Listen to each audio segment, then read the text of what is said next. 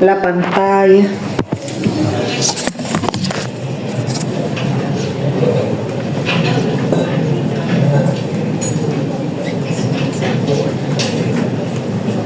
Muy bien. Tal vez dejarles solo encendidas algunas luces de atrás a ellos. Pues pueden, ahí. El objetivo es que se mire esto de acá. Pues no les terminé de contar el mal que yo padezco. Porque ya hay más que yo creo que no van a venir muchos. Porque les encantan las clases virtuales. Entonces, las clases presenciales son un sacrificio.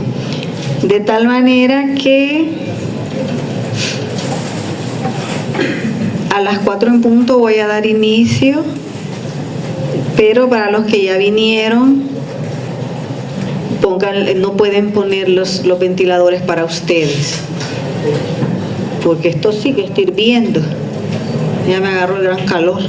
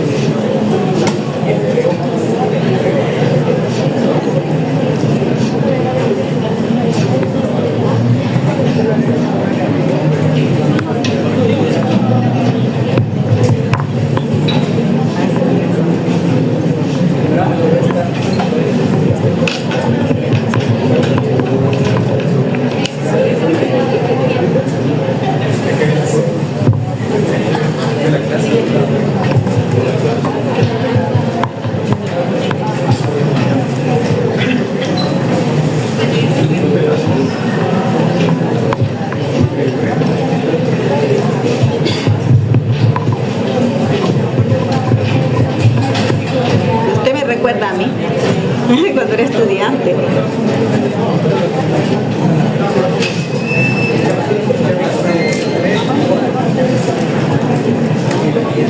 Hola. Mire, yo quería hacerle El tema. No, es sobre una palabra de los laboratorios. Sobre la palabra emparafinamiento. Ah, eso es llenar de parafina. Ajá, pero como ustedes lo manejan como inclusión. O sea, Ajá, inclusión en parafina. En la bibliografía está como inclusión, pero en el video se maneja como emparafinamiento. Sí, lo mismo. O sea que eso es meter el pedacito de carne, no le cayó nada. Meter el pedacito de carne ya deshidratado, aclarado, meterlo en parafina. La parafina es como la esterina de candela. Entonces eso es meterlo, incluirlo. Pero son sinónimos entonces. Sí, son sinónimos, así es. La inclusión o en parafinamiento es lo mismo. Ah, ok. Sí, inclusión en parafina.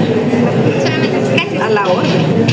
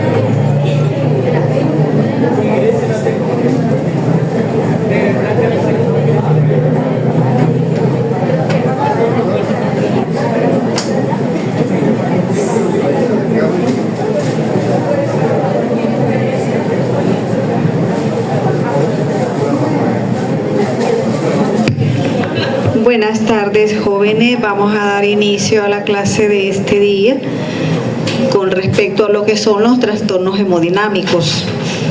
No sé si a ustedes se les pasa lista o algo, no sé. No sé quién es el encargado de eso o cuál es la logística, la verdad desconozco, pero si tienen un representante, pues que pregunten, ¿verdad? Si no se van a quedar sin lista. Ahora bien, como les decía al principio, soy la doctora Peñate de Morisaki, soy médica patóloga del Hospital de la Mujer y catedrática de acá, más catedrática que médica patóloga de allá, ¿verdad? Porque yo aquí trabajo más tiempo. Es un gusto para mí estar con ustedes y voy a compartir lo poco que tengo de mi conocimiento de lo que son los trastornos hemodinámicos, pero quiero pedirles un favor. El favor grande es que de eso les estaba diciendo a los otros niños, que yo padezco de un mal, que si yo veo que están platicando entre sí, yo me pierdo el hilo y ya no sé qué decir. Así. Entonces, háganme ese gran favor de que mientras yo hable, no platiquen entre sí, no activen celulares y si tienen una emergencia, una cosa grave que platicar, yo no me molesto para que se retiren. Hoy yo ni lo voy a anotar, ni me voy a fijar quién se fue ni quién se quedó. Pero lo que sí, que necesito esa colaboración de ustedes, que no hablar entre sí mientras yo hablo, no celulares, y salir en el momento que quieran a hacer sus pláticas o lo que quieran hacer. Bueno, vamos a empezar. Pongan sus celulares en silencio, porque esa es otra de las cosas que yo les pido encarecidamente. Vamos a hablar acerca, yo voy a estar con ustedes 3 días, 3 clases. Ahora vamos con lo que son los trastornos hemodinámicos 1. Pero antes que veamos todo esto, tengo que refrescarles un poco la anatomía y la fisiología normal.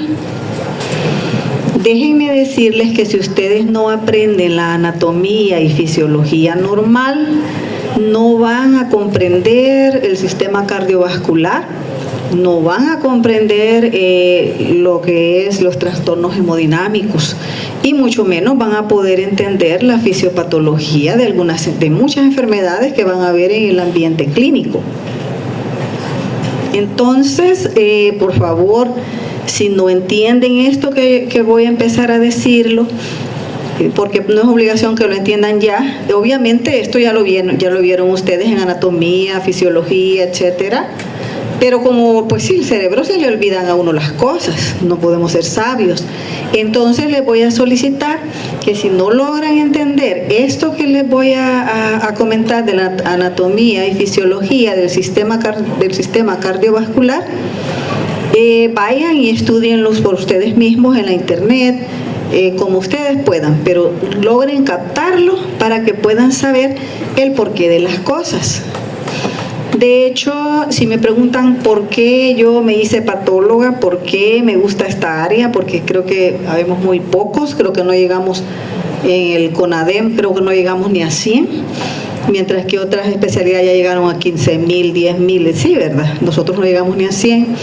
Pero ¿por qué me gustó esta área? Porque en la patología usted aprende el porqué de las cosas. Es decir, que en esta asignatura se le enseña a usted a razonar la semiología. ¿Por qué el paciente tiene esto, lo otro? No es solo como un tecnificado. Ay, aquí está, tiene edema, etcétera. Pero no saben ni por qué se dio el edema, ni qué tipo de edema es. Entonces vamos a empezar a hablar un poquitito acerca de lo que son las alteraciones del flujo sanguíneo. Pero para hablar de las alteraciones del flujo sanguíneo, tenemos que hablar primero de lo que es la anatomía y la fisiología normal del sistema cardiovascular. Así tenemos que el sistema cardiovascular tiene 2 grandes circuitos. Les digo esto porque en mi caso, cuando yo les dé laboratorio, porque ahora dicen que todos van a pasar por siendo alumnos de todos los docentes. Entonces, cuando yo imparta los laboratorios que tienen que ver con hemodinámicos y en la pato 2 de cardiovascular, necesitaré que ustedes manejen muy bien estos conceptos. Lo que es la circulación menor y la circulación mayor. Aquí se lo dice de una manera muy explícita, pero yo quiero explicarles que allá arriba tenemos dos circuitos. El primer circuito es el que tiene que ver con la circulación venosa y arterial entre el corazón y los pulmones.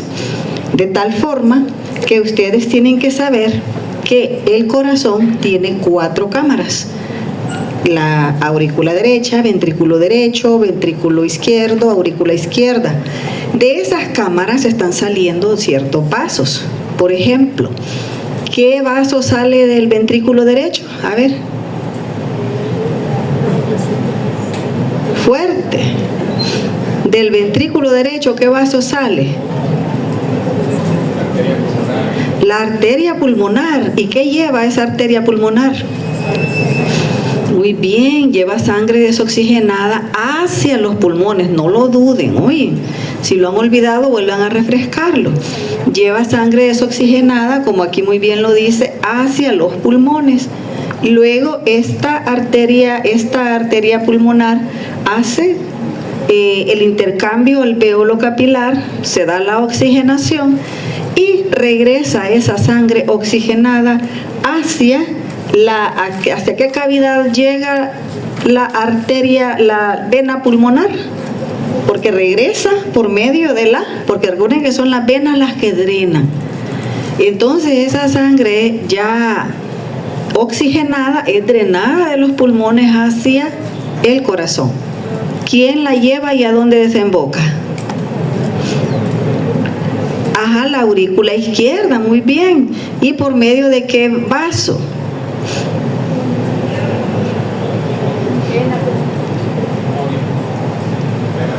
Vena pulmonar, es bien sencillo. Entonces la arteria pulmonar saca del ventrículo derecho y la vena pulmonar entra a nivel de la aurícula izquierda. Y de la aurícula izquierda pasa a través de la válvula mitral hacia el ventrículo izquierdo. Y eso que acabamos de hablar se llama circulación menor. Ahora que ya vamos con el ventrículo izquierdo, vamos a empezar con la circulación mayor. ¿Quién sale del ventrículo izquierdo y qué lleva? La arteria aorta, y está llevando ¿qué? La sangre oxigenada a todos los órganos del cuerpo. Entonces, después, esta arteria aorta va a llegar a esta anastomosis, también venocapilar, y se hace el drenaje ya de lo que es la sangre desoxigenada por medio de las venas cavas inferiores. Obviamente eso empezó, o sea, ese drenaje no es que vena cava, porque las venas cavas están aquí en el abdomen, sino que todo empezó desde las pedias, por las venas femorales, y viene jalando toda esa sangre desoxigenada por medio, que al final se hace vena cava, por medio del sistema porta, o sea, pasa por el hígado y eso se llama sistema porta, y llega a qué cavidad cardíaca llega la vena cava, superior e inferior ya unidas. A la aurícula derecha, muy bien, y luego y ahí se complementa la circulación mayor. Luego después viene el otro ciclo de la circulación menor, pasa por medio de la válvula tricúspide hacia el ventrículo derecho y se da la circulación menor. Entonces ahí les dice todo lo que estamos hablando, ahí se los está diciendo. Aquí le decía, aquí le habla el circuito cerrado, aquí está la circulación menor, que es lo que hemos hablado en forma virtual, llamémoslo, que lo hemos estado imaginando, pero es porque quiero saber qué tanto ustedes están manejando estos conceptos básicos. Allá en esa diapositiva, esta presentación yo se la voy a poner en la plataforma para que no se preocupen, pero siempre pues si usted quiere tomar apuntes, hágalo. Entonces allá está qué es lo que hace esta circulación menor, el intercambio gaseoso que se llama hematosis, y la sangre se oxigena y libera CO2. Luego vamos con la circulación mayor, que también es sistémica, y es todo lo que hemos estado hablando. Y ahora vamos a entrar un poquitito en materia para que usted y yo estemos acá felizmente platicando, o tal vez ustedes no tan felices, ¿verdad? Porque están acostumbrados a las clases virtuales, pero yo sí estoy feliz de estar con ustedes. Entonces, para que estemos acá tiene que haber tanto un equilibrio celular, como eso se los han dicho en las clases de lesión celular, pero también tiene que haber un equilibrio a nivel de los vasos sanguíneos para que esta sangre se encuentre adentro de los vasos. Imagínense se le salga la sangre de sus vasos sanguíneos, o el plasma se salga, ya vienen las enfermedades. De tal forma que es así como tienen que ustedes que saber cómo es que funciona el que la sangre esté en el lecho capilar y no que esté salida hacia el intersticio. Eso lo hace por medio de la ley de Starling. En la ley de Starling simplemente hay un equilibrio de fuerzas, y pongan mucha atención en eso, porque dependiendo de lo que se altere, así va a ser la enfermedad que esté causando el edema. Porque aquí lo que yo estoy haciendo es enseñarles lo normal, porque cuando esto se pierda, vamos a llegar al concepto de edema. Entonces, lo normal para que usted y yo estemos felices acá con la sangre adentro de nuestros vasos es que tiene que haber un equilibrio de la presión hidrostática vascular, que es la fuerza que empuja hacia afuera el plasma, porque no es sangre realmente la que se sale, sino que es el líquido plasmático. Pero tiene que haber un contrapeso, si no solo todo se va a salir, valga la redundancia, hacia afuera. Tiene que haber un contrapeso que detiene o equilibra esa salida de líquido, y es la albúmina. Esto es la presión coloidosmótica, o también llamada presión oncótica. Si por algún motivo se pierde la presión oncótica, ya sea por enfermedades como la cirrosis hepática, el síndrome nefrótico, entonces es donde se van a venir a dar los edemas. Y si por algún motivo, como las insuficiencias cardíacas, se aumenta la presión hidrostática vascular, es decir, que hay mucha sangre encharcada dentro del vaso, y eso sale como en el ascensor, ¿verdad? Que ahí la gente, salite. Entonces, ahí la situación es que la sangre, si hay mucha presión dentro del vaso, va a salirse hacia el intersticio, y la fisiopatología es diferente, porque estamos hablando de dos cosas diferentes. Uno es por deficiencia de albúmina y otro es por aumento de la presión hidrostática. Pero en esta diapositiva, eso es para ponerlos más o menos en materia, pero en esta diapositiva lo que yo necesito que sepan es lo normal, cómo es que estamos hechos. Aquí sí ya más o menos le está diciendo a ustedes algunas causas de este tipo de situación. Y déjenme decirles en la diapositiva anterior que es normal que se salga, pero un poquitito de líquido hacia el intersticio, y este líquido es drenado por los vasos linfáticos. Entonces, y ese es otro tipo de edema que vamos a ver. Vamos a entrar ahora cómo es que podemos llegar al punto de tener edemas. Acá habla de 3 formas diferentes. La obstrucción linfática. El líquido no se drena, y esto se puede dar, lo van a ver principalmente ustedes en mujeres para la vida práctica, pues, porque no les voy a... La filariasis sí es cierto, pero es muy poco frecuente, no es frecuente. Pero en las mujeres que les han quitado la grasa axilar, los ganglios axilares por cáncer de mama, ellas quedan con un edema local que a veces tienen que hasta que puncionarlo.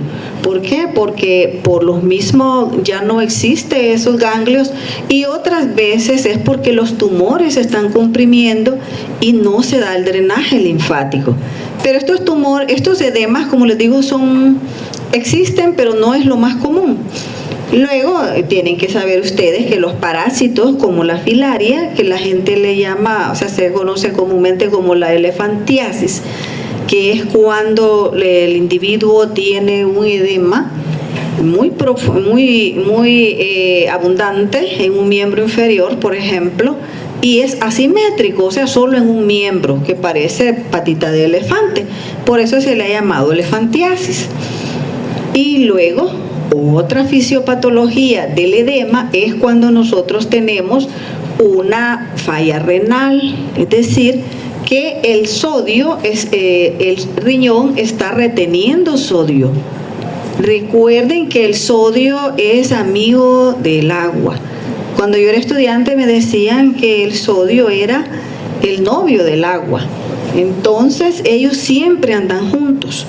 Donde el sodio va, ahí va el agua. Entonces esto le genera a usted retención de líquido, por supuesto, porque el agua es líquido. Entonces ahí tenemos que las fallas renales pueden darnos que el riñón va a retener sal, se aumenta el volumen de agua porque van juntos, y esto diluye las proteínas. Y si usted manda un examen de laboratorio, porque yo les voy a hacer una correlación clínica y a cómo ustedes van a poder hacer diagnósticos. Si mandan examen de laboratorio, van a ver que va a haber una elevación de la creatinina y de la urea. ¿Por qué? Porque hay una falla renal. Luego tenemos el otro tipo de edema. Esto ustedes ya lo vieron en la clase de inflamación, que pienso que me antecedió. De tal manera que en esta clase vamos a ver dos tipos de edemas importantes, principalmente el trasudado. Y aquí les traigo este ejemplo, que es el edema del exudado. El exudado tienen ustedes que aprenderlo a diferenciar del trasudado, tanto clínica como fisiopatológicamente, de tal forma que el edema inflamatorio es aquel que está asociado al aumento de la permeabilidad del vaso por la acción de los elementos polimorfonucleares, que se altera la permeabilidad, y todo esto sale al intersticio y genera los signos clínicos de la inflamación. Y si usted hace un análisis, va a encontrar que esto va a estar rico en proteínas y también en células. Hay detritos celulares, muerte celular. Recuerden de la necrosis de licuefacción. La necrosis de licuefacción va de la mano con un proceso inflamatorio agudo y, por supuesto, con un exudado. Entonces, ahora vamos nosotros a enfocarnos, en vez de un exudado, de un trasudado. Y es así como venimos hablando ahora del edema. ¿Qué es el edema? Es la acumulación de los líquidos en los espacios intersticiales. Vea bien que le está hablando de líquidos, no le está hablando de proteínas, de detritos celulares. Y luego, si el edema es muy pronunciado, esto va a llegar a complicarse con el acúmulo de líquido en cavidades, y a eso se le llama derrame. Si estamos hablando en la cavidad torácica, que es lo más común, secundario al edema de pulmón, se da lo que es el derrame pleural. Cuando usted escuche el término derrame pleural, es el acúmulo de líquido que ha sobrepasado a nivel del pulmón y salió a la cavidad. Los mecanismos fisiopatológicos del edema. Ahí tenemos lo que ya hemos hablado, el aumento de la presión hidrostática. Esto de la presión hidrostática aumentada es muy característico en los casos cuando el corazón está insuficiente, es decir, cuando hay una insuficiencia cardíaca congestiva. En su momento creo que se lo voy a seguir hablando. También otro ejemplo del mecanismo fisiopatológico del edema es la reducción de la presión coloidosmótica, es decir, una hipoproteinemia, y esto se da, aquí ya le está poniendo las causas clínicas. Aquí se da por una disminución de la albúmina. ¿Y cuándo tenemos disminución de albúmina? Cuando una persona tiene una falla hepática. Para saber la función hepática también tiene mucho que ver la albúmina. Entonces hay que sospechar en ese caso cirrosis hepática o el síndrome nefrótico, es decir, que está habiendo una proteinuria marcada. Luego tenemos la obstrucción linfática, que es lo que hablábamos antes, por el bloqueo de drenaje, y eso puede darse por tumores, por parásitos, y a esto se le llama un linfedema. También se puede dar por la retención de sodio y agua. Esto cuando tenemos la falla renal y que se retiene sodio, el agua también se retiene. También tenemos la inflamación, pero este caso, como les hablaba, cuando es un edema inflamatorio ya no es un edema hidrodinámico, sino que es un edema inflamatorio. Eso tienen ustedes que saber, esos dos términos. Oyen, uno es edema hidrodinámico y el otro es edema inflamatorio. El edema inflamatorio lo vieron ya en inflamación. Acá vamos a ver, cuando hablamos de la falla hidrostática, eso quiere decir que hay un aumento de la presión a nivel de las cámaras cardíacas, porque esa es la principal causa, la insuficiencia cardíaca. Cuando el corazón tiene ese fallo de bomba que no puede lanzar la sangre adecuadamente, lo voy a llevar por un paseo, y pongan mi atención ahorita. Lo voy a llevar por un paseo virtual a nivel del cerebro. Usted tiene, como ya aprendieron la circulación menor y la circulación mayor, entonces usted tiene un corazón grande. Después en Pato 2 vamos a ver todo lo que lleva a la insuficiencia cardíaca congestiva. Usted tiene un corazón grande, todo ocupa un lugar en el espacio. Entonces, si todo ocupa un lugar en el espacio y ese corazón grande está lleno de sangre, quiere decir que no puede haber un llenado adecuado de la sangre que viene de los pulmones. La sangre venía de los pulmones por la vena pulmonar y caía a nivel de lo que es la aurícula izquierda y pasa al ventrículo izquierdo. ¿Y qué sucede? Encuentra encharcado, hay entonces un retorno de sangre hacia los pulmones. ¿Y esto qué causa?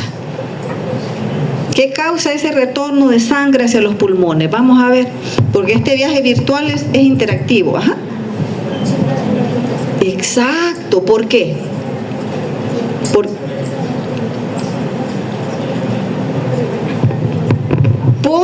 el aumento de presión. Acuérdense de la ley de Starling, que era el edema hidrodinámico por hipoalbuminemia o por aumento de la presión intravascular. Entonces, cuando esta sangre drenada por la vena pulmonar llega, se encharca, digámoslo así, a nivel del pulmón, entonces es como él dice, se vence la presión oncótica porque aumentó la presión intravascular y salió al intersticio. Y eso es el edema de pulmón. Por eso ahí le dice falla hidrostática, la bomba. El fallo de la bomba, o sea, el fallo de bomba es una insuficiencia cardíaca congestiva. Cuando el corazón falla en bombear, la sangre se acumula en las venas. Ahí lo que yo les digo así de memoria, sin leer, porque la clase, gracias a Dios, ya me la puedo. Entonces, ahí está escrito. Usted ve que el ejemplo es la insuficiencia cardíaca congestiva y la fuga de líquido al tejido por una presión física, es decir, por un aumento de la presión intravascular. Luego tenemos el otro tipo de edema, que ya es por la falla oncótica, y a esto se le llamamos a la falla química. O sea, porque esto ya tiene que ver con un componente químico, el otro era por un componente físico, una bomba que no bombea.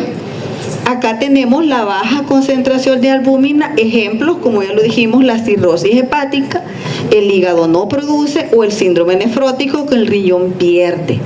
En el laboratorio van a ustedes a dosificar la albúmina en sangre y pueden encontrar una hipoalbuminemia marcada en el suero. Entonces, cuando esto se suscita, vamos a tener esa acumulación del exceso de ese líquido en los espacios tisulares, en los espacios intersticiales, y si este edema es muy grave, se puede generalizar, y a eso, al edema generalizado que incluye cara, incluye miembros inferiores, miembros manos, todo eso se le llama anasarca. Y eso lo veremos con más detalle cuando veamos el cardiovascular. Pero la patología 1 con la patología 2 se concatenan. Así que no vayan a pensar que se van a olvidar de esto en pato 2. Básicamente este es el fundamento para el sistema cardiovascular en la patología 2. Y como les dije, si ese edema es tanto, esa salida de líquido es tanto, entonces vamos a tener acumulación en las cavidades, y si estamos hablando del tórax, vamos a tener un líquido pleural ahí, o sea, un derrame pleural, y no solo se puede dar en ello, en la pleura, sino que también en lo que es el pericardio o también en el peritoneo. Vean ustedes la gran diferencia entre exudado y trasudado. Ahí tenemos, hasta en este dibujo se los he traído para que ustedes logren entender bien la diferencia. El trasudado es hidrodinámico. Los orígenes, miren, falla sistémica, corazón, hígado, riñón, mecanismo, desequilibrio de presiones sin inflamación. Mientras que en este lado estamos reforzando la clase de inflamación, aquí es un edema inflamatorio, se va a dar un aumento de la presión intravascular y las causas son de inflamación, infecciones o aún cáncer. Acá van a ver ustedes una tabla analítica de la diferencia en un trasudado y un exudado. Y es importante que sepan las densidades. Por ejemplo, ahí le ponen gravedad específica. Nosotros le llamamos densidad también. Entonces, el trasudado, la densidad es menos de 1012, mientras que en el exudado es mayor de 1020. Esos son números que no los tienen que olvidar porque hasta son preguntas de exámenes. Luego, el aspecto, miren, el trasudado es claro, amarillo pálido, el exudado ya es como un pus. O sea, un exudado es un pus. O sea, ya saben qué es pus, ¿verdad? O sea, un absceso que se drena, que hay fetidez, color viscoso amarillo. Es turbio, purulento, hemorrágico. Tiene el exudado altas proteínas y el trasudado bajas proteínas. Todo eso lo hacen en el laboratorio clínico. Y también, como recuerden que hay enzimas que son las que miden la muerte celular. Entonces la lactato deshidrogenasa, o también se llama deshidrogenasa láctica, en el caso del trasudado está baja, pero si es exudado está elevada porque hay una gran muerte celular. En el trasudado realmente el pulmón no ha muerto, o sea, está nada más edematizado. Que pueda morir la persona porque ya no puede respirar es otra cosa, pero las células en sí no están muertas, mientras que en el exudado sí. Y la celularidad en el trasudado son células escasas y en el exudado abundantes leucocitos. Recuerden que la célula inflamatoria característica de la inflamación es, ¿cuál es? ¿La inflamación aguda? ¿Cuál es la célula característica de la inflamación aguda? Fíjense que esa es una pregunta demasiado obvia y me sospecho que podrían haber estado dormidos si esa clase se las han dado virtual y el celular o la computadora lero calzón de cuero. Vaya, miren, el leucocito polimorfo nuclear, ese es una célula inflamatoria aguda y es la característica de la inflamación aguda. Aquí le estoy reforzando aquel tema, ¿verdad? Y la célula característica de la inflamación crónica, ¿cuál es? Estaban dormidos. Yo les voy a contar, como yo tengo ya experiencia en las clases virtuales durante todo este tiempo, un día llegó que a un niño se le activó el micrófono y los vasos sonaban, latas de cerveza, chilín, chilín, chilín, ¡ah, gol! Y se le activó el micrófono. Por eso es que les digo, yo en verdad creo que sí, la virtualidad no es para nosotros. Todavía no estamos preparados, somos deshonestos. Y les digo porque hasta uno de grande ya, no solo ustedes, somos deshonestos. Entonces a veces es necesario volver a lo análogo para poder, aunque sea a la fuerza, entender. O aquí, vaya, la célula, niños que están en una gran plática por ahí, la célula de la inflamación crónica característica, les digo porque no he visto examen que no traiga esa pregunta en mis 30 años de estar por aquí. Célula característica de la inflamación crónica es el macrófago. Uy, el macrófago. Y de la inflamación aguda, la célula característica es el polimorfo nuclear. Uy, y se los traigo porque aquí está, por eso lo estoy reforzando y para explorar qué tanto han aprendido, porque eso es como que yo les diga, niños, apréndanse las vocales y ustedes, ¿y cuál es la tercera vocal? Y usted no sepa. Así estamos ahorita. Se los digo lamentablemente, porque con el conocimiento, o sea, para no saber cuál es la célula característica de la inflamación aguda y cuál es la inflamación crónica, eso es grave. No es grave, es gravísimo. Imagínense, y así, y ahora van a saltar para el hemodinámico. Eso es todavía más grave. Pero como aquí estamos para aprender, así que después de este corto regaño, vayan a estudiar esas clases porque todo viene hilado. Nada de estos temas van separados. Tal vez el único que va separado es el de las técnicas histopatológicas. Bueno, entonces tenemos ahora cuál es la interpretación citoquímica y el diagnóstico diferencial de un trasudado y un exudado. Ahí miren, en el caso de un exudado, ahí le va a decir que un predominio de polimorfonucleares. Y en el caso, aquí le habla de cuando es, ¿cómo se llama?, infeccioso bacteriano versus cuando es, digamos, un exudado, un trasudado. Aún por eso, cuando usted encuentra un derrame pleural, eso es para su clínica, usted tiene que mandarlo a estudiar. No vaya a botarlo. O sea, digamos un derrame pleural se lo sacó y no va a agarrar ni un poquito para mandarlo a centrifugar a patología. No. Mándelo porque usted podría estar hasta en una situación no inflamatoria, sino que hasta neoplásica o una cosa más extraña como la tuberculosis. Entonces, vamos a hablar, a reforzar un poco del edema hidrodinámico por la insuficiencia cardíaca congestiva.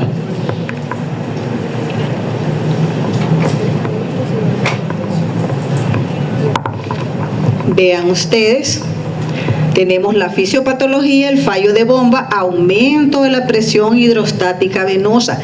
A eso se le llama fracaso retrógrado.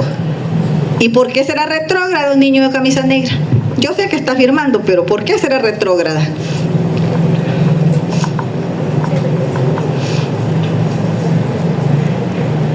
Es retrógrado porque va para atrás.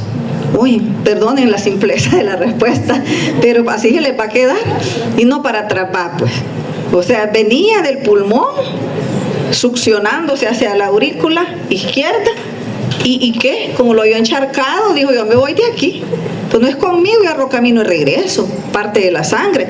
Entonces es un fracaso retrógrado. Y eso lo vamos a hablar cuando veamos insuficiencia cardíaca congestiva en la pato 2, pero aquí está.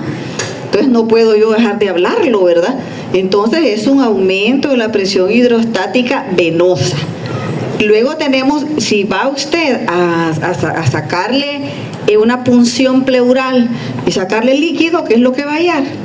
Mire, va a ser un líquido claro. Y a lo sumo, tal vez algunos linfocitos podrá encontrar. Y eso es por corazón, secundario a una insuficiencia cardíaca congestiva. Ahora ya no es por corazón, es por riñón.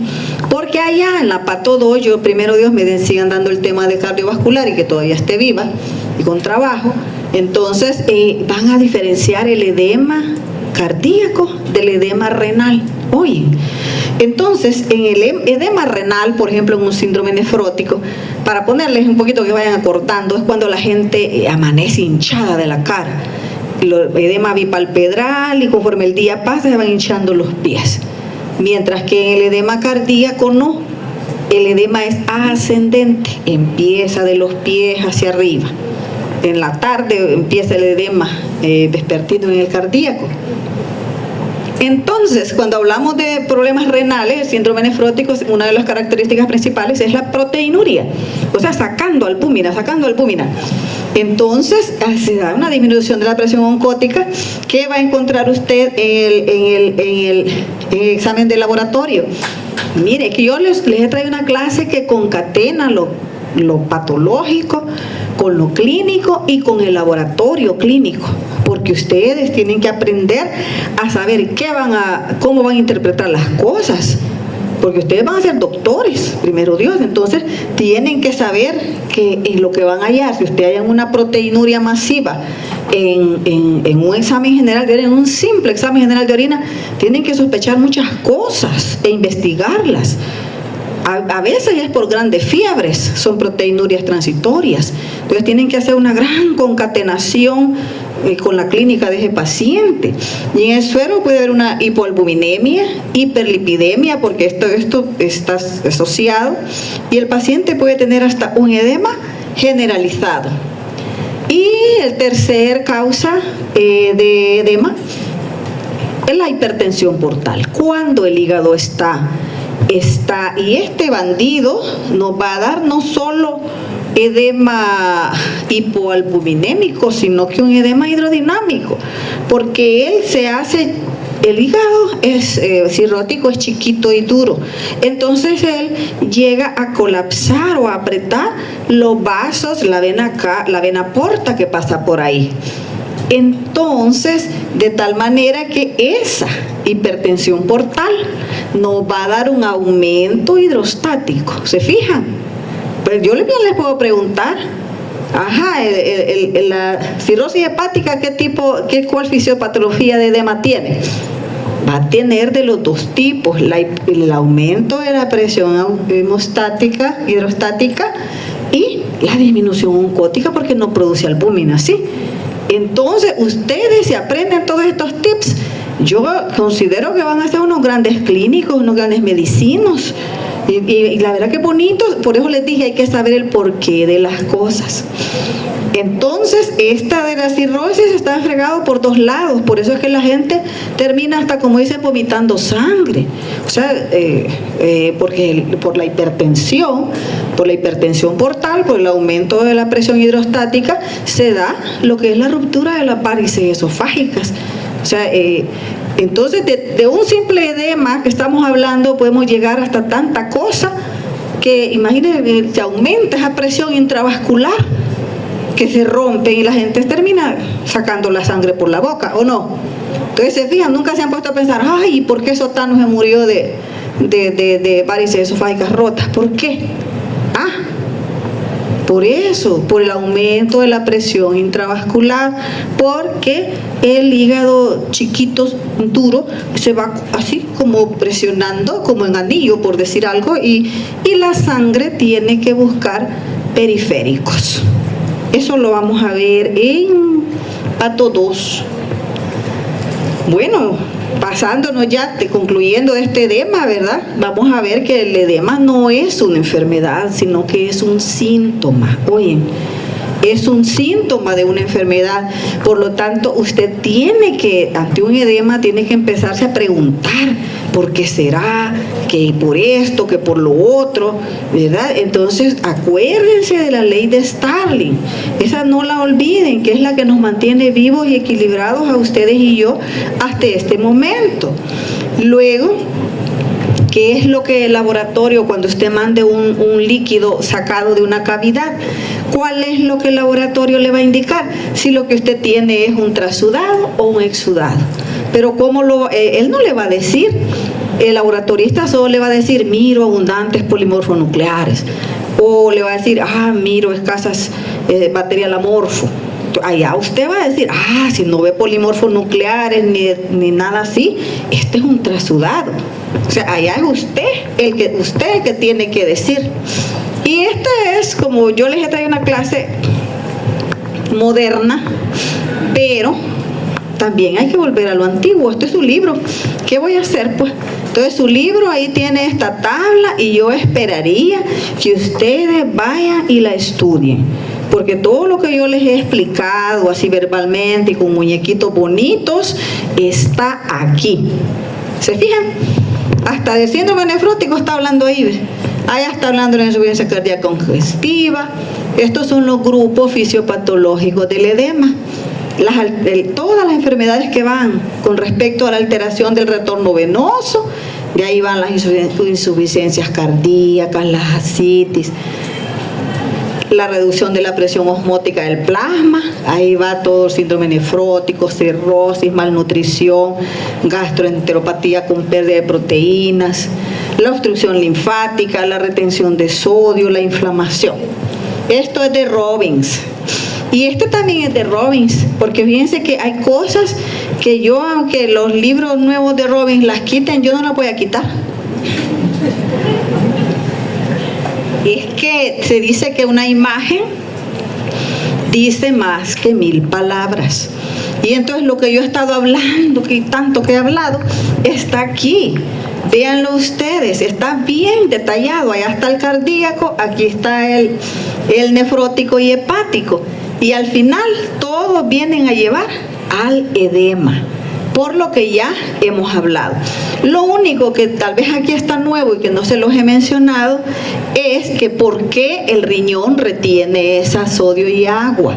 Porque, vean bien, cuando un corazón está insuficiente, o sea, es insuficiente, que realmente no sirve, ¿verdad? Dios me perdone.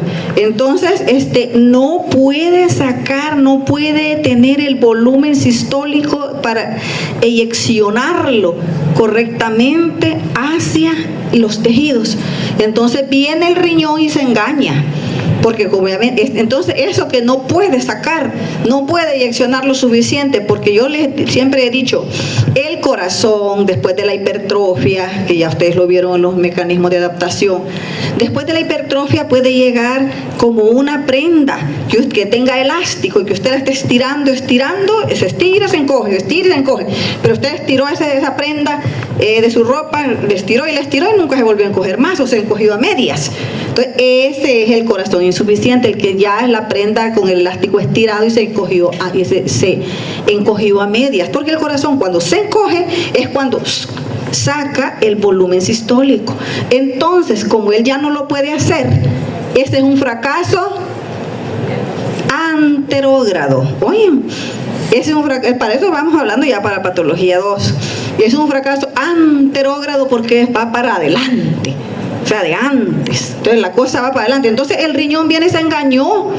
Él dijo, oh Dios mío, no tengo perfusión, quizás estoy en shock hipovolémico, no sé qué hay.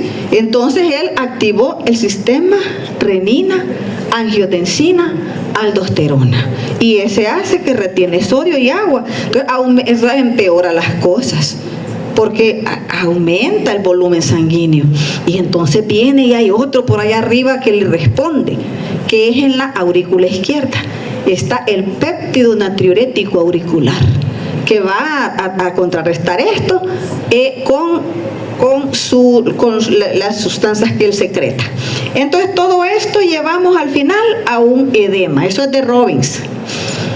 Y esto es lo que vamos a ver en el laboratorio, porque mal haría yo en no traerles lo que vamos a ver. Claro, sí, más o menos, ¿verdad? Pero digamos que es la foto, pero ahí tenemos unos edemas todavía de pulmón muy bonitos, yo ya los vine a seleccionar. Entonces ven ustedes, este es un pulmón, pero lo ven turgente. Pues cuando ustedes vayan al laboratorio, traigan guante y agárrenlo, pésenlo y van a ver que es un pulmón bien pesadito. Es pesadito porque está lleno de agua, oye.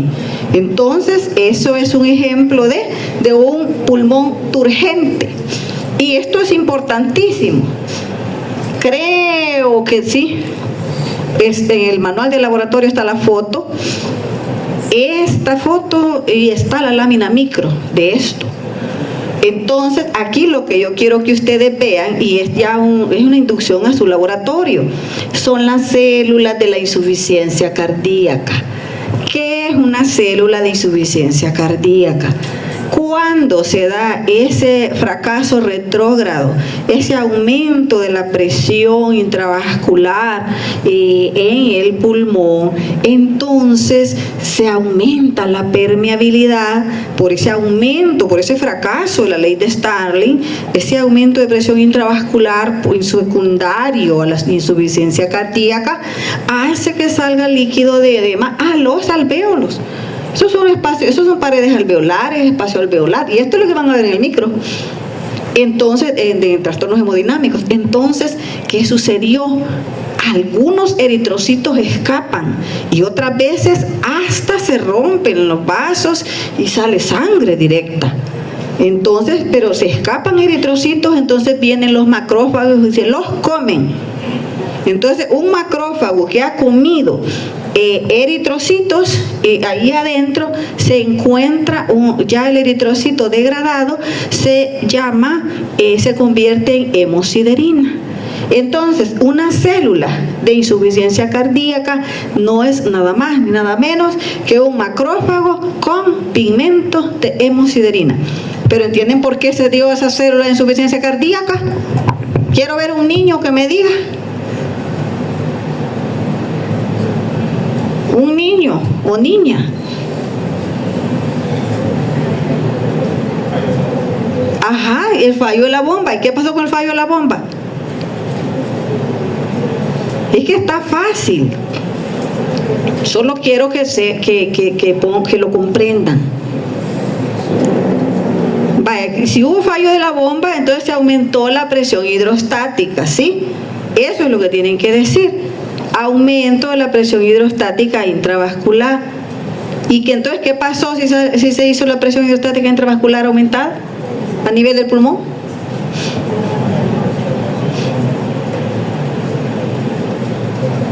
Se da una alteración de la permeabilidad del vaso y sale líquido a los espacios alveolares. Pero en esa permeabilidad, como que le abren la puerta, usted tiene perros, tal vez abre la puerta y le salen los chuchos, todos, ¿verdad? Tal vez lo quería sacar a uno, le dieron 3. Entonces, salía líquido, pero se salió además sangre, ¿verdad? ¿Y quién se comió la sangre? Ajá, entonces, ¿qué es una célula de insuficiencia cardíaca? Un macrófago que ha comido glóbulos rojos. Y al glóbulo rojo desintegrado, ¿cómo se llama? Hemosiderina. Entonces, eso les digo porque les va a causar preguntas del laboratorio. El laboratorio de hemodinámicos tienen que desarrollar cosas que tienen que pensar bastante. Oye, o sea, la guía de hemodinámicos no es corta y pega del año pasado. Así que más les vale que entiendan ahorita para que pongan cosas lógicas. Entonces, el edema que también van a ver ustedes allí en el laboratorio, también tenemos que es el edema cerebral. De cerebro hay diferentes tipos de edema, pero nosotros vamos a hablar del edema intersticial.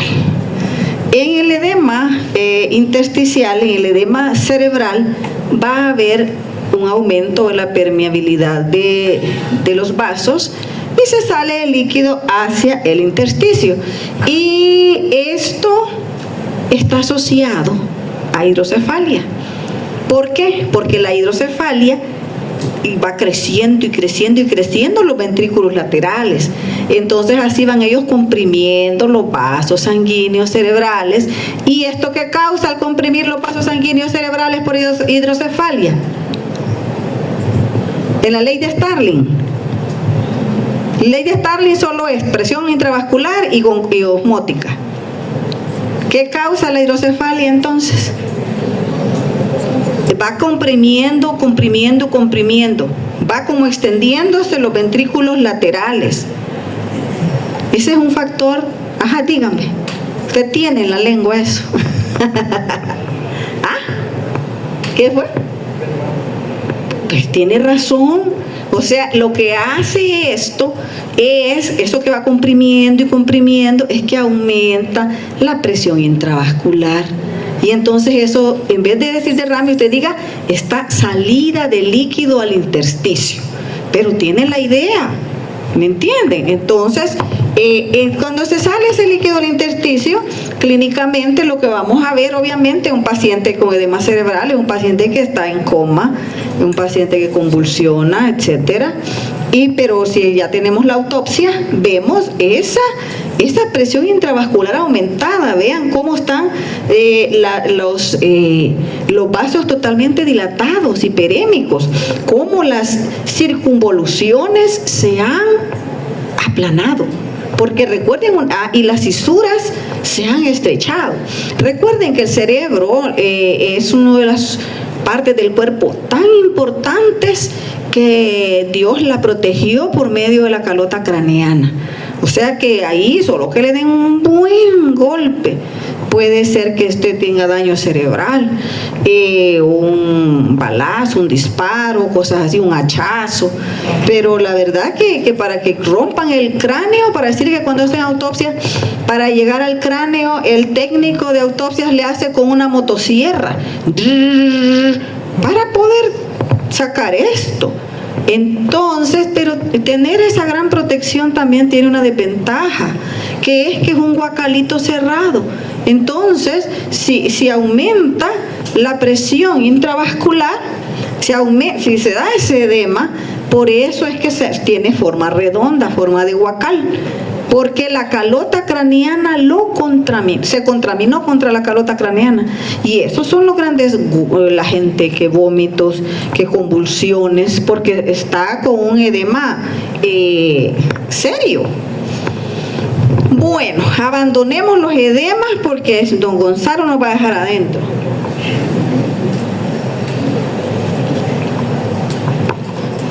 Es que este tema de hemodinámicos tiene mucho de qué hablar.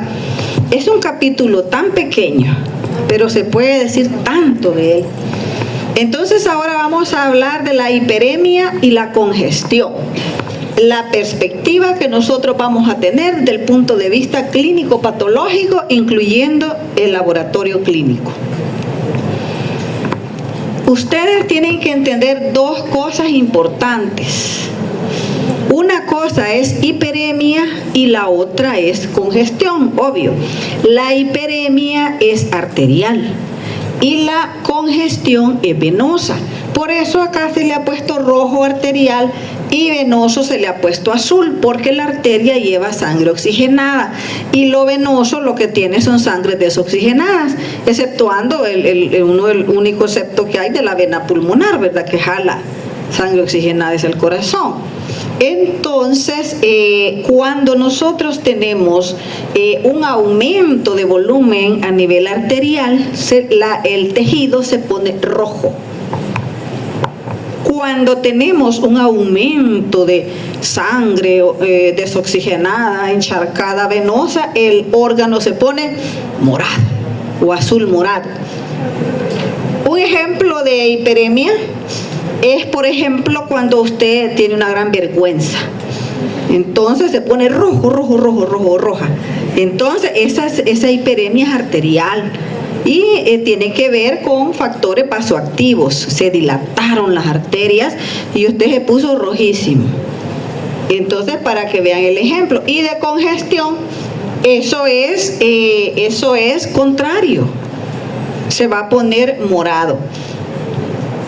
Para decirles algo congestionado, puede ser, por ejemplo, hay gente que le queda un anillo, la gente que tanto ama los anillos, ¿verdad?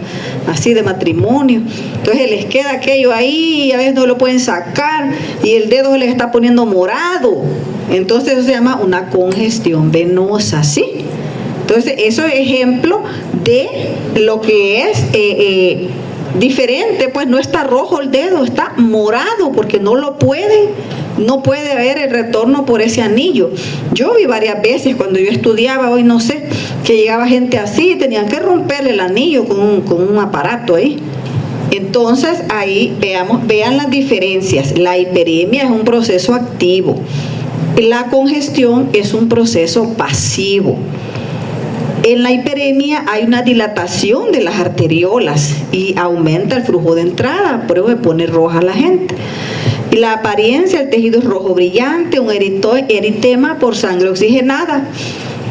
Puede estar dada en la inflamación aguda o el músculo en ejercicio o en una vergüenza, ¿verdad?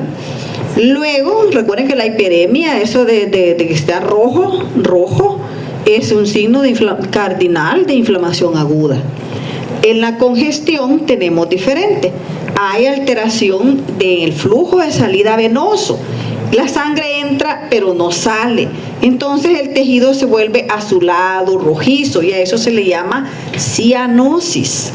Y esto se da por acúmulo de la hemoglobina desoxigenada.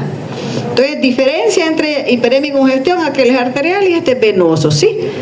Ahí van a tener en la clase, van a tener esta ponencia en la plataforma para que puedan estudiarlo mejor.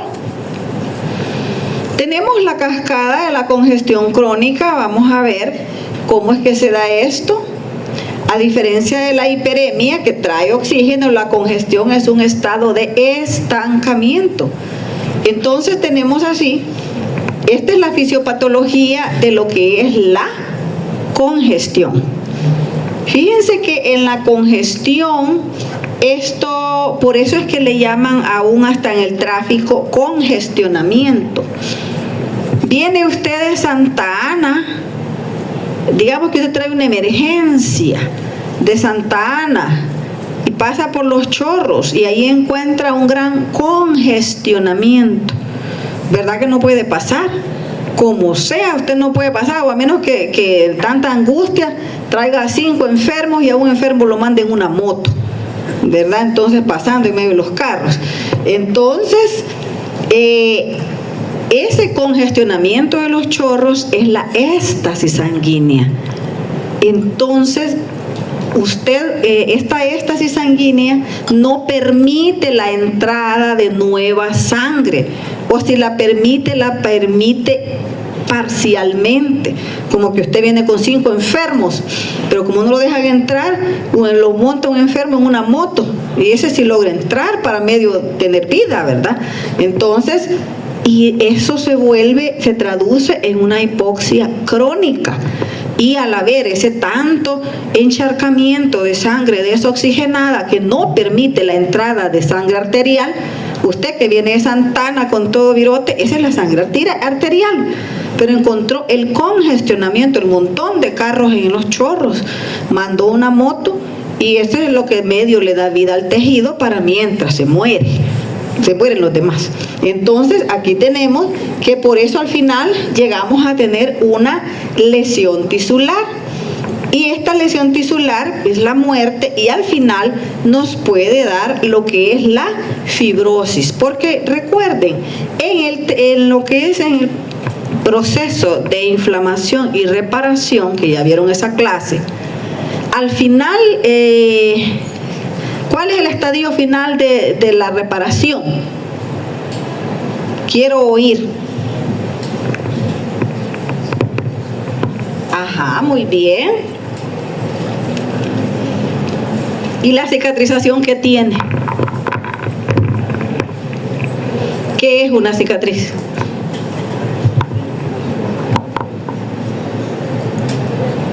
¿Qué? Yo lo veo que mueven la boca y no me dicen.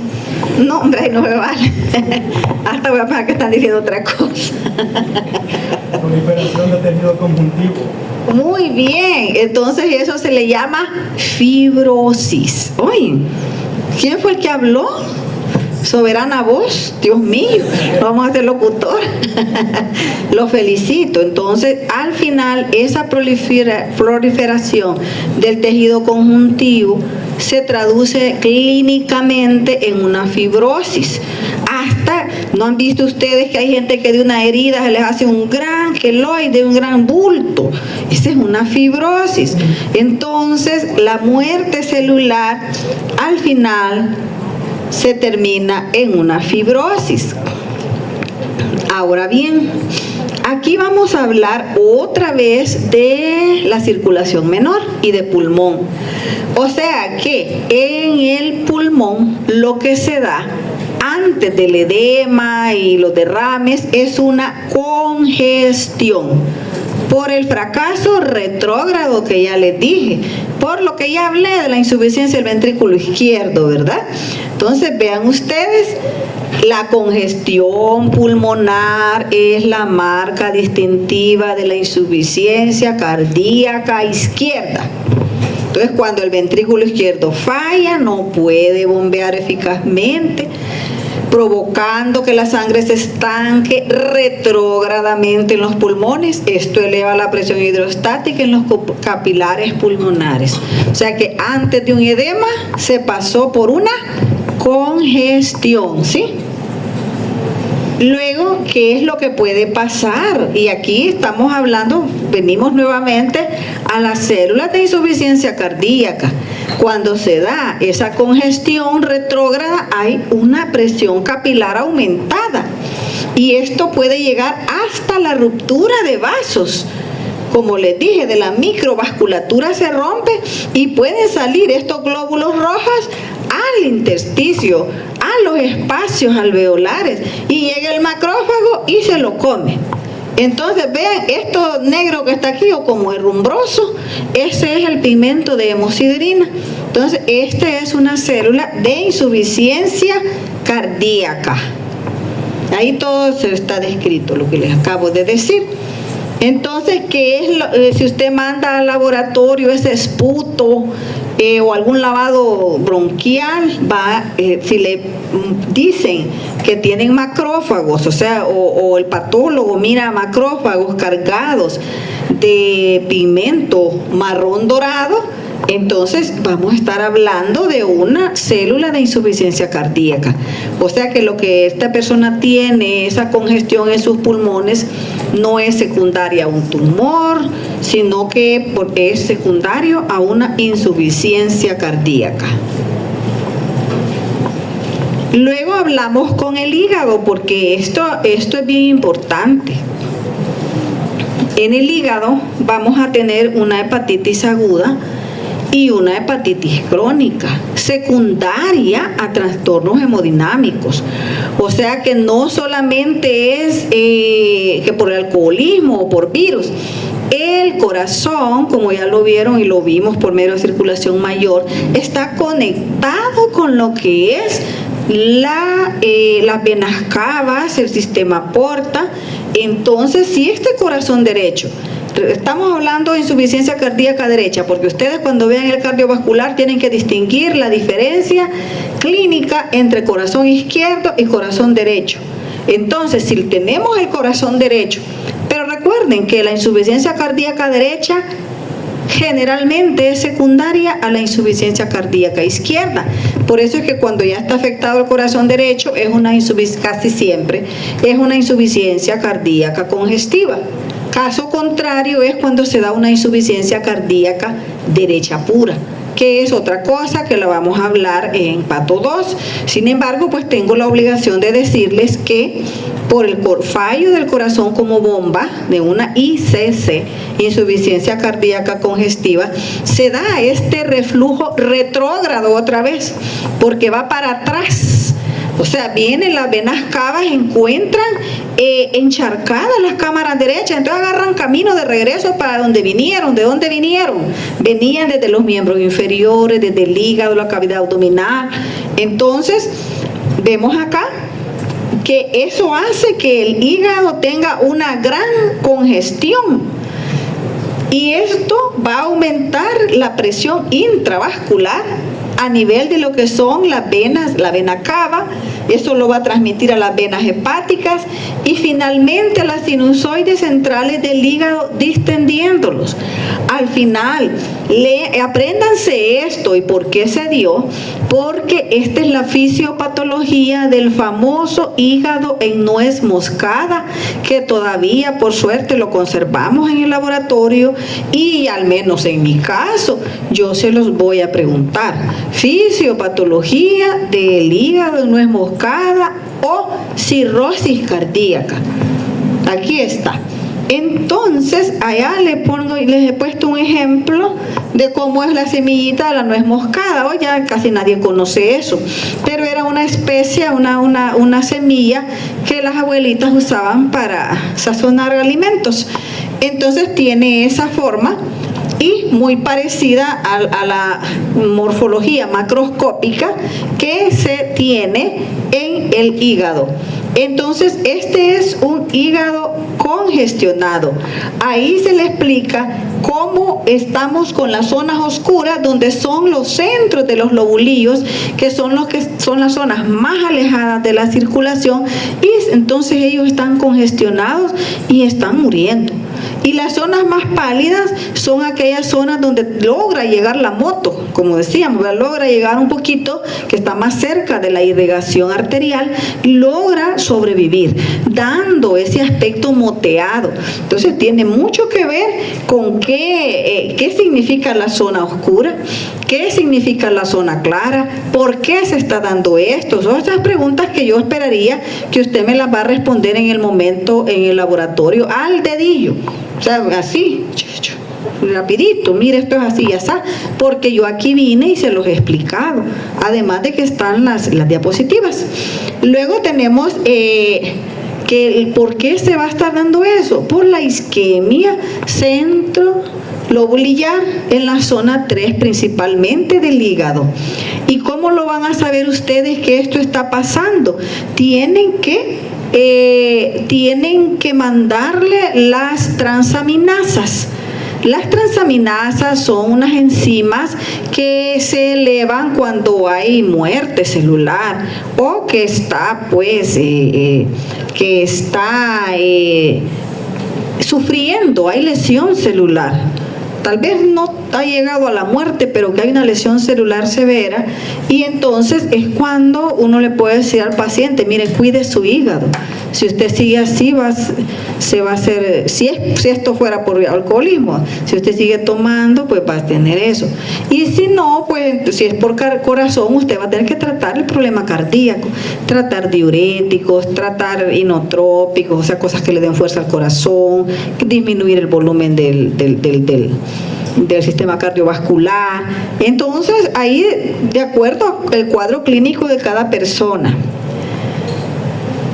Entonces, es crucial diferenciar esto, o sea, esto que es secundario a congestión, es secundario a encharcamiento, de una hepatitis viral. Y este es el susodicho. Ahora lo tenemos en un frasco de vidrio para que no pase nada, pero una vez lo sacamos y le tomamos foto. Entonces, esta es la congestión pasiva crónica o hígado en nuez moscada. Vean, el hígado es grande porque está encharcado. O sea, diferente. Esta es una cirrosis cardíaca. Diferente a la cirrosis hepática viral o por alcoholismo, que el hígado es chiquito y duro, que también lo vamos a ver, creo que en la pato 2. Un hígado empedrado, chiquitos, duros. Este hígado es grande. Miren que cuánta hiperemia tiene, cuánta congestión, o sea, cuánta dilatación de los vasos y cómo se ven las zonas que se están muriendo y las zonas que están todavía rescatables por el oxígeno poquito que está llegando. Porque no se puede dar un recambio entre sangre oxigenada y arterial adecuado porque hay un encharcamiento. Y recuerden que todo ocupa un lugar en el espacio. Entonces, si hay sangre ahí, ¿cómo va a entrar la otra sangre con oxígeno? ¿Verdad que no puede entrar? Entonces, esa es la fisiopatología del hígado en nuez moscada. Pero el problema no queda ahí. El problema viene que al final estas congestiones, recuerden que la sangre tiene factores trombóticos. Entonces se puede dar una trombosis secundaria a congestiones. Porque vamos a entrar ahorita en algo también que es muy importante, demasiado importante. Así como la ley de Starling es sumamente importante, esto también lo es, y es la tríada de Virchow. La tríada de Virchow es el ABC de los trastornos hemodinámicos. Entonces, si usted tiene una alteración del flujo, o sea, en este caso es una éstasis, entonces esto le va a ocasionar que haya, ¿saben ustedes que a nivel del vaso la sangre tiene un flujo laminar central? La sangre va como que fuera uno de esos trenes que existen en China, en Japón, que levitan. O sea, el tren va, no topa a los rieles, van levitando. Entonces, la sangre, en teoría, todos sus elementos formes van levitando a nivel central. Eso es lo normal. Pero cuando esta sangre ya no puede levitar porque hay un aumento de la presión intravascular, porque hay un problema de éstasis, entonces estos elementos formes, es decir, que polimorfonucleares, que linfocitos, van adheriéndose o topándose a la célula endotelial. Y la célula endotelial, lo vamos a ver en pato 2, para mí es una célula mágica. La célula endotelial, ella actúa conforme a la necesidad. Ella es o protrombótica o antitrombótica. Y lo vamos a ver en esta clase de trastornos hemodinámicos en las que siguen. Entonces ella, cuando sucede eso, que se le adhieren los elementos formes, se lesiona. Cuando esta se lesiona, va a soltar o a liberar o a promover los factores protrombóticos. Entonces viene la hipercoagulabilidad. Y en ese entonces viene y se forma el trombo. O sea que después de un encharcamiento se nos va a dar la formación de un trombo. Eso es lo peligrosísimo de un encharcamiento. Y vean ustedes, aquí le habla el riesgo. La sangre que no fluye tiende a coagularse, aumentando el riesgo de trombosis venosa profunda. ¿Qué quiero decir con esto? Creo que por aquí está. No está ese muñequito, está en la otra clase. Entonces, en la trombosis venosa profunda es una de las causas principales del tromboembolismo pulmonar, que es otra de las preguntas clásicas que nunca he visto que falten en un examen. Entonces, si tenemos, por ejemplo, personas encamadas, personas con varices en las varices, esas tortuosidades de las venas, tienen alteraciones del flujo. Entonces, una de las complicaciones, o gente operada también, una de las complicaciones es la lesión endotelial por esa alteración del flujo, la lesión endotelial, la hipercoagulabilidad, y eso le va a dar ¿qué le va a dar? Casi no oigo. Al niño de la gran Boston le se anima, se fue. Vaya, no fue el héroe.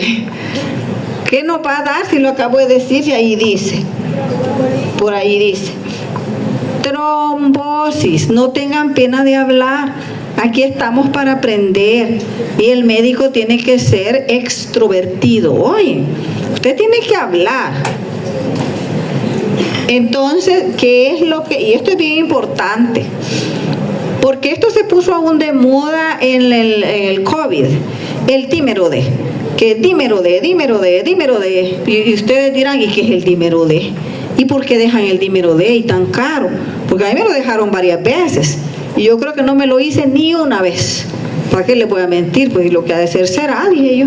Entonces, pues sí, aquí va a gastar un montón de pistas por el tal dímero D. Entonces, pero es porque los patólogos de Italia descubrieron en las autopsias que habían trombos, que lo que es el COVID-19, la fisiopatología, por lo cual la gente se moría asfixiado, es porque se trombosaban los vasos de los pulmones. Entonces, por eso empezó a usarse mucho antiinflamatorios, fibrinolíticos, y para poder saber cómo está el nivel de trombosis de la gente, dímero D.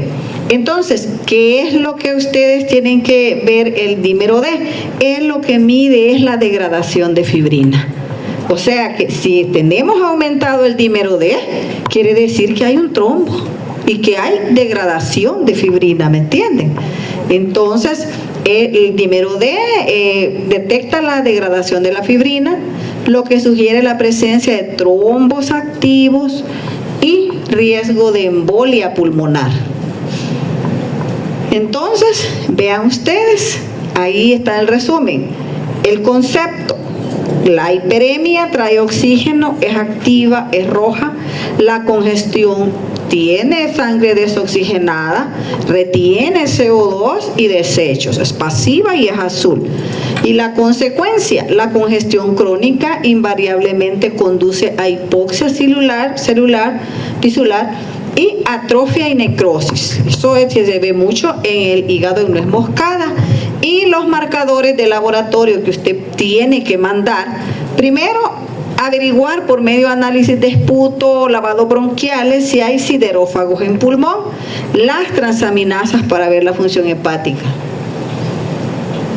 Pasamos ahora a otra parte, otro apartado de esta clase.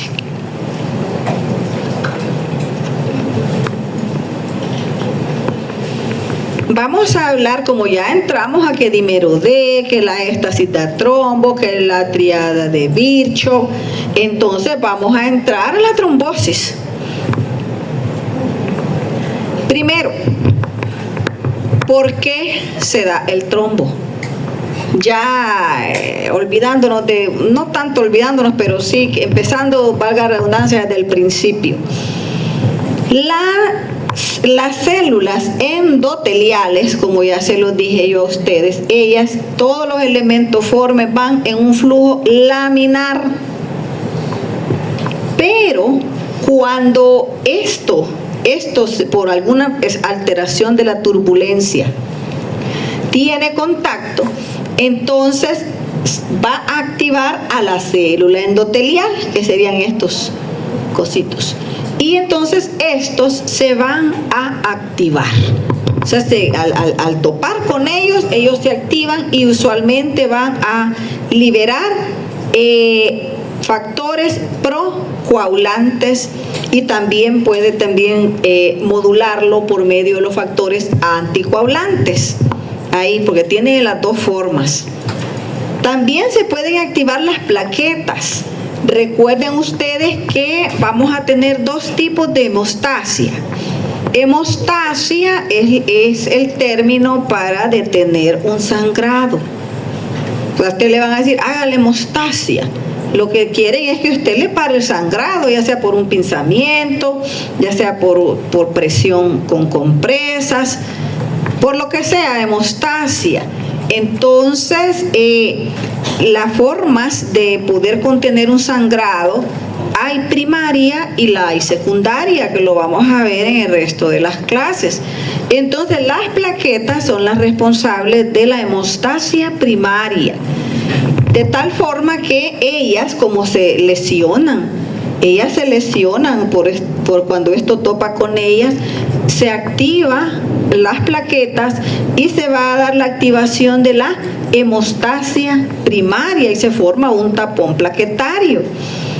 Y luego interviene la cascada de la coagulación con todos aquellos factores que 8, 9, etcétera, y dándonos la hemostasia secundaria que da la formación de la malla de fibrina, y eso ya es un trombo organizado, un trombo ya hecho, llamémosle así, no organizado, un trombo completo. Entonces tenemos ahí la tríada de Virchow.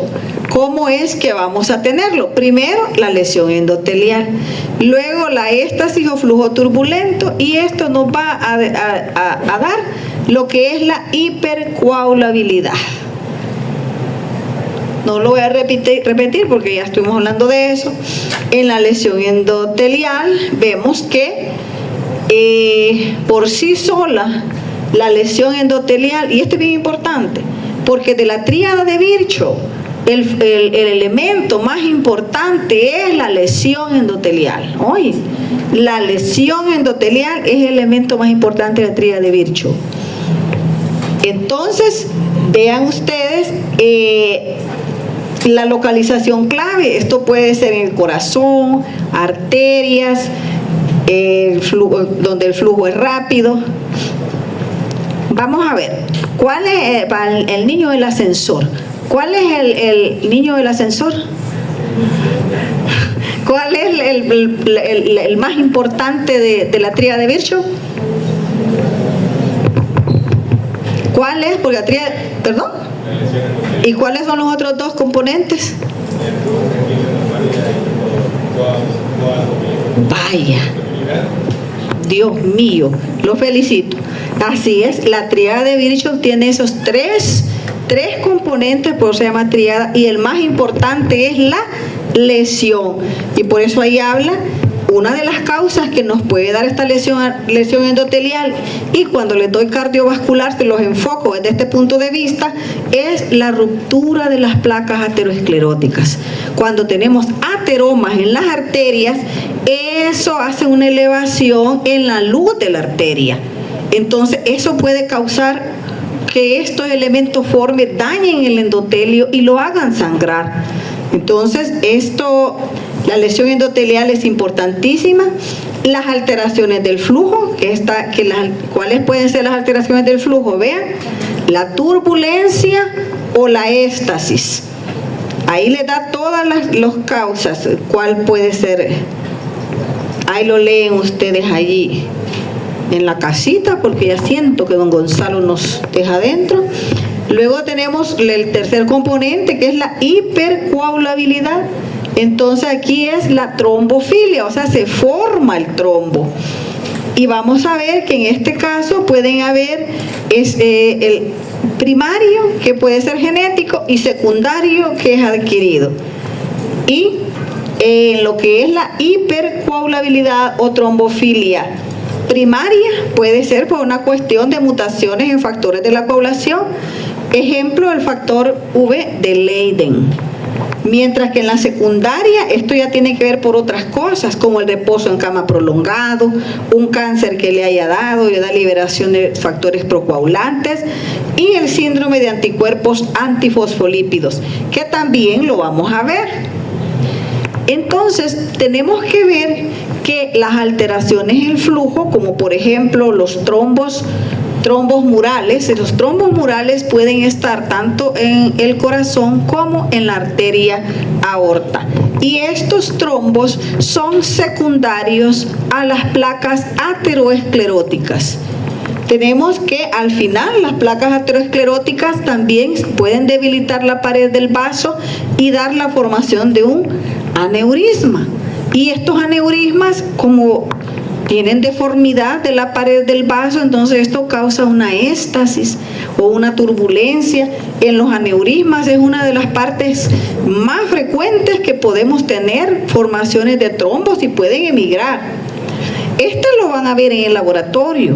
Pongan atención, yo por eso quiero que realmente fijen su mirada, porque he tratado de que esta clase sea, porque no sé si van a lograr pues ver bien o enfocar bien, yo no sé, o el tiempo le va a alcanzar, no sé, pero esto es lo que va a estar enfocado en el laboratorio. Miren, este es un corte transversal de una arteria y acá tenemos un trombo. Ven cómo esto tiene hasta líneas. Vean que tiene unas partes más oscuras, unas partes más blancas, y a eso se le llama líneas de Sang. Oye, líneas de Sang. Las líneas de Sang dan a conocer que un trombo es de una persona viva. O sea, no es un trombo post-mortem.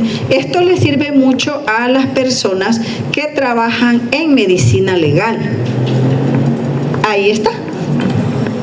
Ya vieron las líneas de Sang al microscopio y hoy las están viendo en muñequito. Entonces, ¿qué significa la línea de Sang? Las partes pálidas son plaquetas y fibrina depositados y las partes oscuras son eritrocitos. O sea, usted va a llegar al laboratorio y va a poder ver eso, ver ese micro y va a decir, este es un trombo y este es un humano, pues, porque ese lo conseguí de un hospital.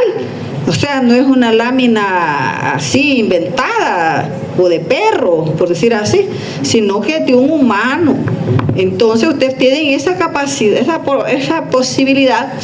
Y luego vamos a ver cuál es el significado clínico, que esto indica, esas líneas de Sang, su presencia indica inequívocamente que la trombosis se produjo en vida y en presencia de flujo sanguíneo. Oye, los coágulos post-mortem no tienen esa arquitectura, no tienen líneas de Sang y no están adheridos a la pared del vaso. ¿Por qué se lo voy a preguntar yo ahí? Mire, ¿por qué es de un vivo? Porque está adherido a una pared del vaso. Claro, obviamente quizás se murió, ¿verdad? Pero fue la causa de la muerte, no que se le formó después de muerto. Entonces, porque hay trombosis post-mortem, que es la que no tiene líneas de Sang. Entonces acá tenemos, está unido a la pared del vaso y tiene esa alternancia de zonas más pálidas y zonas más oscuras, ¿sí? Y eso significa que está vivo. Pero no solo existe trombosis arterial, también existen las famosas trombosis venosas y eso se le llama la tromboflebitis. Y esto ahí tiene las características más o menos. Recuerden que la pared del vaso venoso es delgada y es un poco tortuosa, o sea, no es tan redondita y firme como la arteria, de tal manera que estas son las características de una trombosis venosa.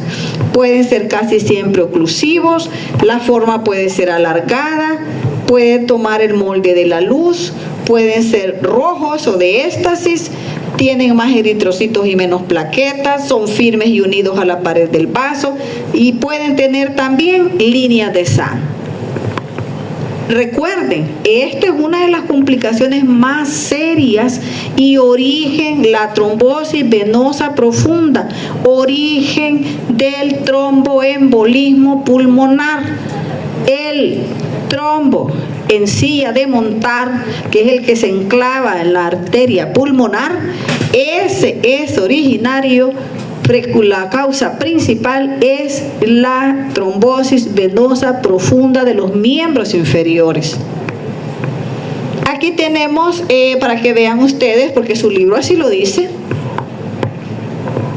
los trombos o coágulos post-mortem van a tener un aspecto de grasa de pollo. No están unidos a la pared del vaso, o sea, son como una canica que usted la puede sacar.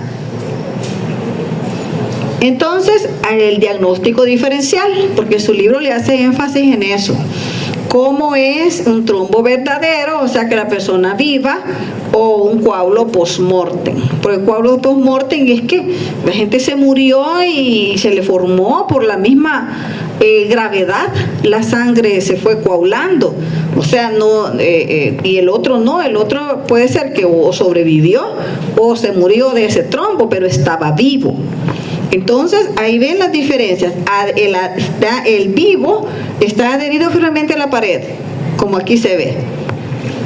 Presenta las líneas de Sand y es friable, seco y granular. Aquí no ha adherido a la pared, sin líneas de Sand, y esto como se hace como el sedimento. Los elementos formes por la gravedad se van hacia abajo y lo que es el suero queda hacia arriba.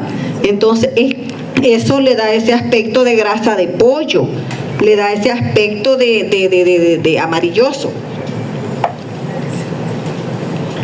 Entonces, tenemos ese aspecto de grasa de pollo, o sea, arriba está eso amarillo, que es el plasma, el suero, y lo de abajo, que son los elementos formes, y esto tiene aspecto de jalea de Grosella. Pero van a haber trombos que también son arteriales y también se les ha llamado trombos blancos. Estos trombos son los que están dados en un contexto de arterias con alto flujo sanguíneo, van a estar ricos en plaquetas y puede ser su causa pues la rotura de la placa, es decir, la lesión endotelial de la placa ateroesclerótica o aneurismas. La localización de los trombos arteriales blancos pueden ser las coronarias, las arterias cerebrales, femorales, y la consecuencia, recuerden que cuando hay una obstrucción lo que se da es una necrosis de coagulación, por lo tanto infarto isquémico del tejido. Y luego en lo que son los trombos venosos o la flebotrombosis, vean ustedes que encamados o pacientes con varices, por lo tanto éstasis sanguínea, flujo lento, va a haber abundantes eritrocitos atrapados en una malla laxa de fibrina, como lo ven allá, y 90% de los casos en venas profundas de miembros inferiores. Es la trombosis venosa profunda. Consecuencia, congestión local, o sea, edema. Una persona que hace una trombosis venosa profunda, si no se mueve ese trombo hacia el pulmón, que ahí es la muerte, y está ahí, se le hace un gran edema porque no puede drenar y tienen que ir a intervenirle quirúrgicamente esa trombosis de ese miembro inferior, porque hay una congestión local y alto riesgo de embolización pulmonar. ¿Cuáles son los caminos que el trombo puede tomar? El trombo puede tomar diferentes caminos. Tenemos trombo formado, camino número 1 es crecimiento y obstrucción. O sea que se va haciendo más grande y hasta que causa la isquemia, el infarto del miocardio. Pero también él puede desprenderse, como es el caso de los miembros inferiores, que se desprende y agarra camino para sitios distantes. A eso se le llama un tromboembolismo.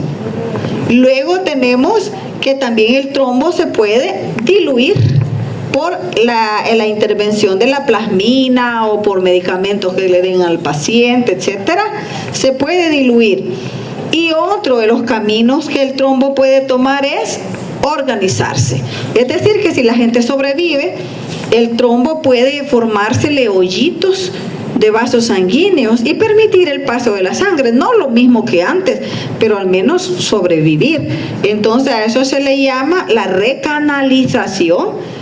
Y hay fibrosis y recanalización, y a eso se le llama un trombo organizado. Ustedes tienen que saber, comprender las diferentes vías que puede tomar un trombo.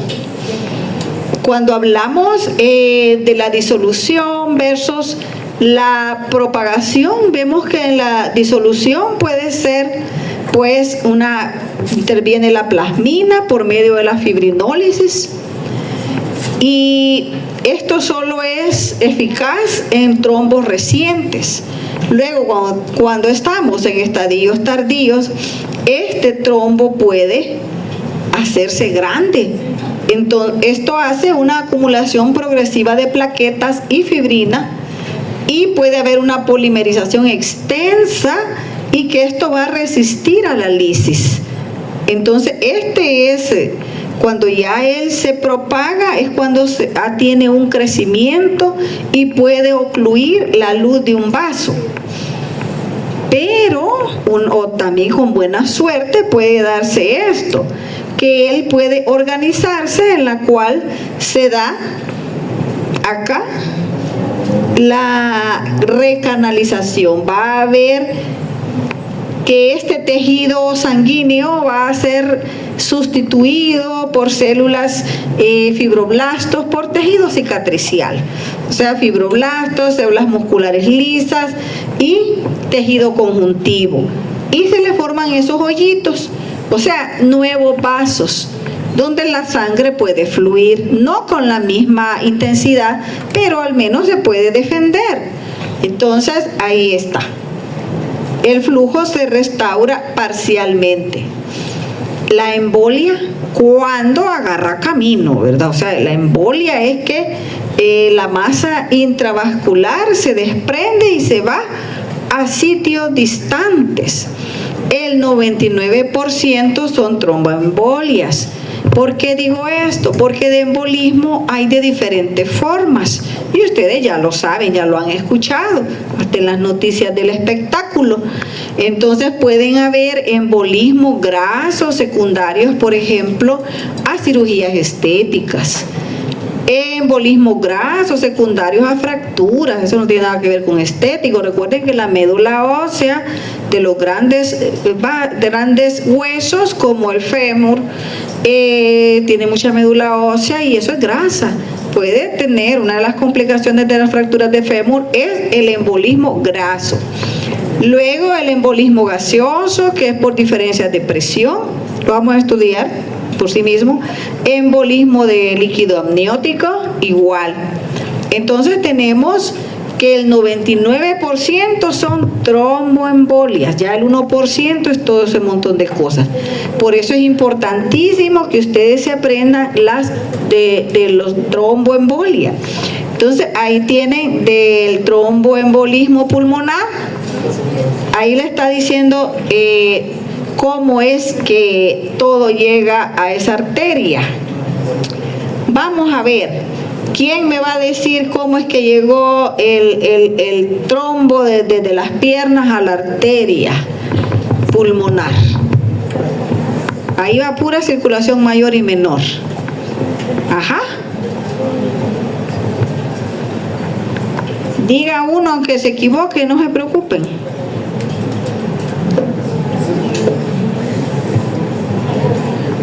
Viaja hasta desde la vena femoral hasta la vena cava inferior, en este caso, aurícula derecha, ventrículo derecho, y el ventrículo derecho la bombea en las pulmonares. Entonces lo bombea por medio de la ¿por quién? La arteria pulmonar se lleva entonces ese bendito trombo se monta en la arteria pulmonar. O sea, lo que él dice es correcto, viene de abajo, llega por las venas cavas al ventrículo, a la aurícula derecha, ventrículo derecho, y de ahí sale al pulmón, porque es el corrido normal de la circulación menor, por medio de la arteria pulmonar.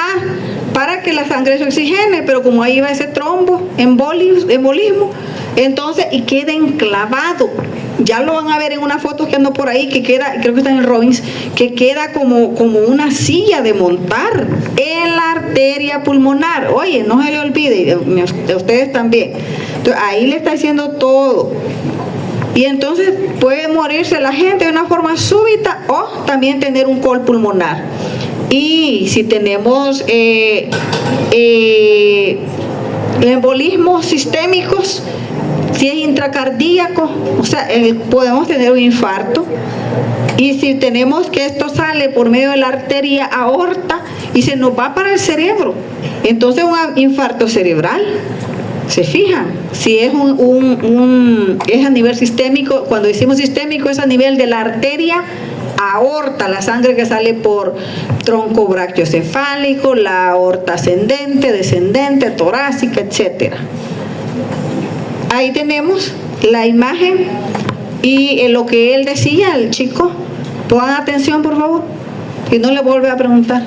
Entonces, vean ahí está la fisiopatología de la trombosis venosa profunda, que es lo que él dijo. Y aquí es lo que yo le complementé, que es la salida de la arteria pulmonar, que lleva sangre desoxigenada hacia los pulmones. Ahí se enclava, ¿ves? Y por eso se le llama tromboencía de montar. Y las personas pueden, pues, morir. Ahí está. Y ya en humano, creo que esta foto es de Robbins. Ahí está enclavado en la arteria pulmonar. ¿Qué puede hacer todos estos tromboembolismos? Infartos del miocardio, ictus o accidentes cerebrovasculares, que son los infartos cerebrales, infartos renales. Entonces llegamos a la conclusión docente que la trombosis es una batalla dinámica entre la propagación, es decir, la coagulación, y la disolución, es decir, la fibrinólisis. El éxito clínico depende de identificar la etapa evolutiva del trombo. Y vuelve a salir que el dímero D es lo que nos va a ayudar a poder decir cómo es que están estos trombos. Si lo tenemos normal, prácticamente descarta la trombosis aguda, y si lo tenemos elevado, pues ahí indica la presencia de coágulos, pero podría ser inespecífico en casos que hay inflamaciones o poscirugías o en coagulación intravascular diseminada. Niños, muchísimas gracias. Los veo el miércoles, los espero temprano. Cuídense mucho, Dios me los bendiga, y si me ven en el ascensor, denme permiso de bajar, por favor.